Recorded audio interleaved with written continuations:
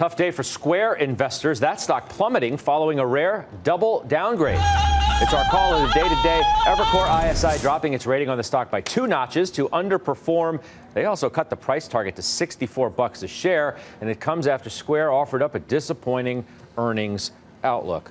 Who wants a crack at this? What I hear about this one is it's still too rich and the chart's bad. The problem you have here is that I love Square in terms of the long-term projection for what it's going to do, but growth is slowing. Emerging growth is slowing, and you have a lot of competition. So the question that investors have to ask themselves now, is the market saturated? How much can they squeeze out of the base that they already have? And then how long will it take for other projects to kind of kick in? They did great selling Bitcoin, but it was such a tiny part of their revenue that it really doesn't have any impact on it. So as much as I like Square in the long term, for here, I think you do have to stay away. Look, I think Square is having an impact on small businesses, and I think that the total package of services, including subscription services that are a driver for at least 2020 revenues, are things that people should get excited about. In this environment, high multiple stocks aren't going to do too well. And in fact, if you look even with some of the pressure that PayPal's been under, it doesn't surprise me to see that Square gets painted with a brush. And in fact, it's a much higher multiple at Square. I was bullish on the stock going into this print, to be clear.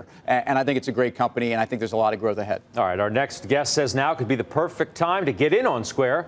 Veteran tech investor and portfolio manager of the WIREX Fund, Paul Meeks, joins us now by phone. Paul, so you're not put off by what you got from Square?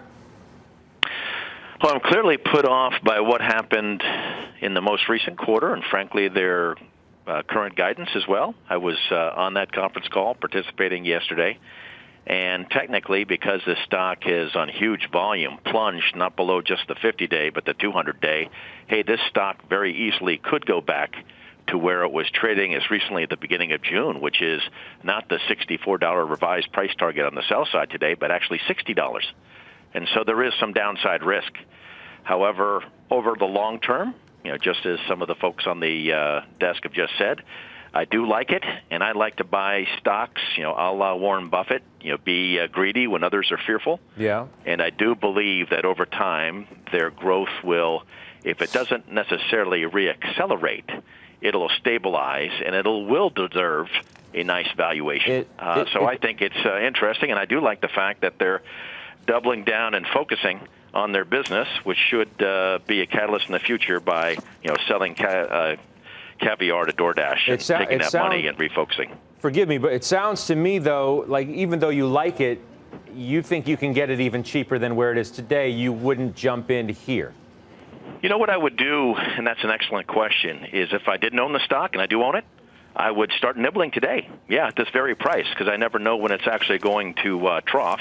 What I've decided to do is keep my eye on adding to it, but I do want to, like everybody else on the desk, wait to see at least semblance of some stabilization. It's interesting. You have other names on your list, too, and one of them is another blow-up, and that's AMD. Do you step in and buy that today?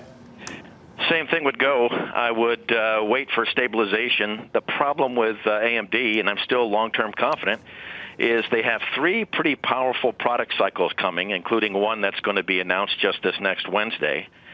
However, in the meantime, you probably don't have a real reacceleration of revenues until at least we get to the beginning of 2020. And so that's the crux.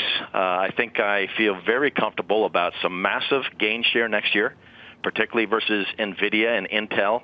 In the meantime, when do you go in before that happens? Obviously we have the back half of 2019. Maybe the catalyst is you don't wait till January 1st of 2020, but you wait until you at least in the back half of 19 hear about some nice product design wins, which will result in revenues with some certainty.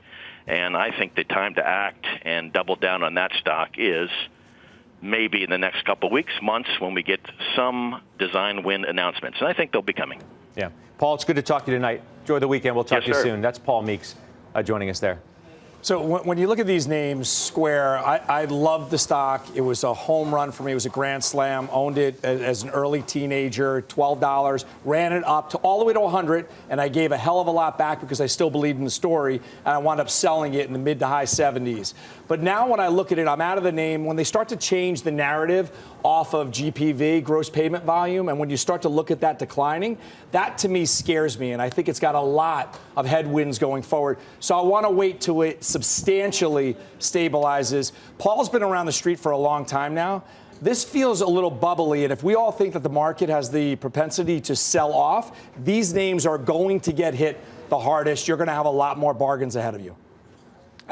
I mean, the one thing you do need to know about the semiconductors is there's another trade war going on between Korea and Japan. It's impacting supply chains, and that actually could impact all these tech stocks and the semis through the end of the year. I would just compare the two moves we had down. The trade war stocks were hurt more in the last cycle down than they were in the previous cycle. I think you have to be more careful now.